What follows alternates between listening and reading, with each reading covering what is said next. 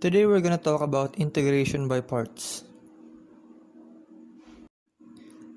Integration by parts is a special method of integration that is often useful when two functions are multiplied together, but is also helpful in other ways. You'll see plenty of examples soon, but first, let's see the rule.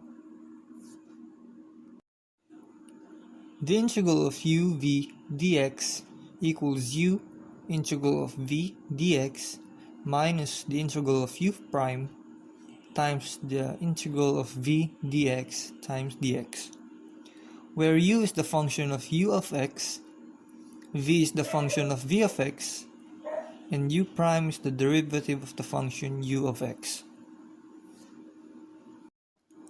Here's a diagram for that, corresponded by the blue and green color.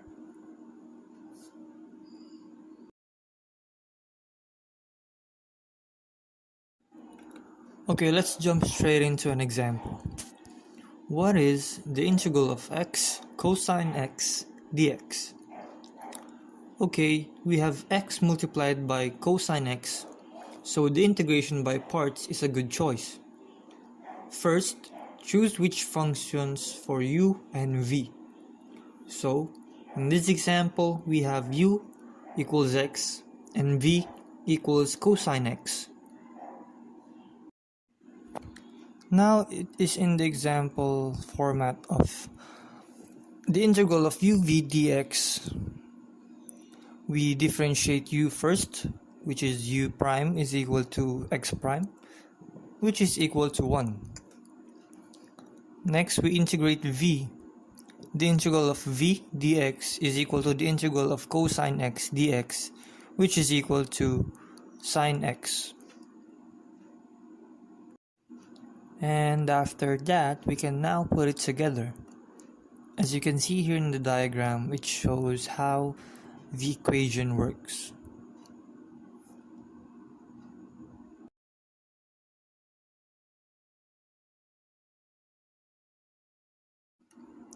Simplifying the equation, we get x sine x minus the integral of sine x dx. And the final answer would be x sine x plus cosine x plus c. So we follow these steps. Choose u and v.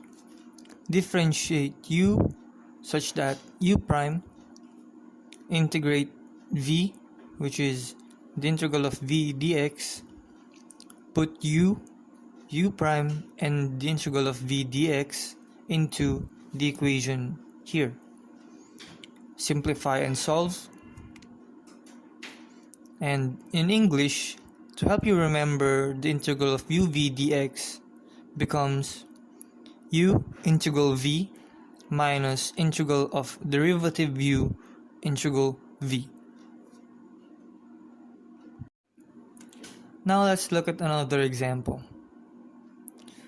What is the integral of ln of x over x squared dx? So, as our steps, first we choose u and v. So in this case, our u is ln of x and v is 1 over x squared. Differentiate u. Ln of x becomes 1 over x, and integrating v, we get the integral of 1 over x squared dx equals the integral of x squared, x raised to negative 2 dx, which is equal to negative x raised to negative 1, which is equal to negative 1 over x.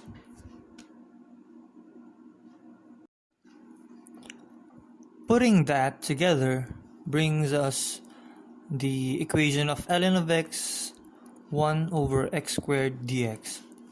Here you can see in the diagram I'm showing the significant colors of blue and green, showing the u prime and the integral of v dx.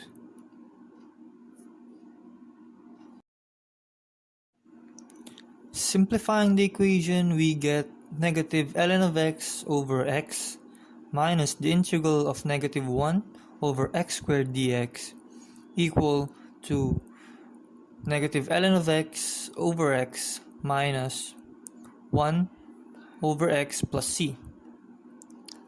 And we get negative negative ln of x plus 1 over x plus c.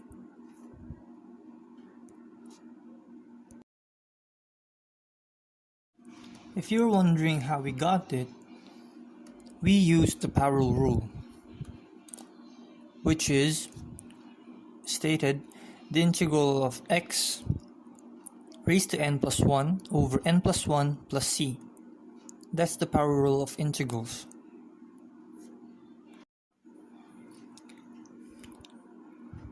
Here's another one. What is the integral of ln of x dx?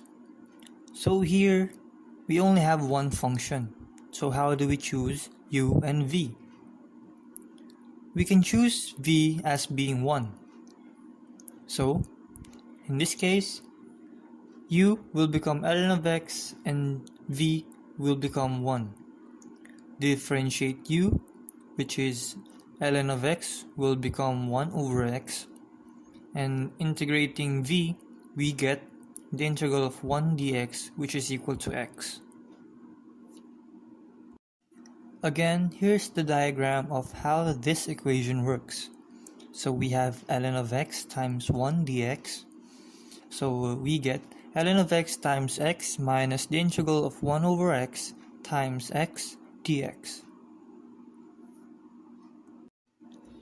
Simplifying the equation, we get x ln of x minus the integral of 1 dx equals x ln of x minus x plus c.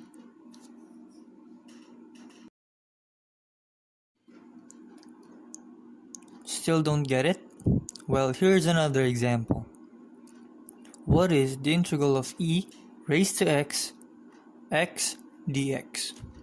So, first step, we choose u and v. In this case, u will become e raised to x and v will become x. Differentiate u, so we get the ex prime will become ex, just ex. And integrating v, we get x dx, which is x squared over 2. Again, here's the diagram of how it works. So, e raised to x dx. So, simplifying that, we have the diagram here explaining how. As you can see, e raised to x squared over 2 minus the integral of e raised to x, and times the x squared minus x squared over 2 dx. Well, that was a spectacular disaster. It just got more complicated. Maybe we could choose a different u and v. Okay? Let's continue. The example was the integral of e raised to x dx. So again, we're gonna choose a different u and v. So in this case, u will become x and v will become ex. Differentiating u, so x will become 1, and integrate v, so we get the integral of e raised to x dx will become just ex. Simplifying the equation, we get x e raised to x minus e raised to x plus c. And the final answer we get is e raised to x times x minus 1 plus c. And there you have it. So here's the moral of the story. Choose u and v carefully. Choose a u that gets simpler when you differentiate it, and a v that doesn't get any more complicated when you integrate it. So a helpful rule of thumb is I late.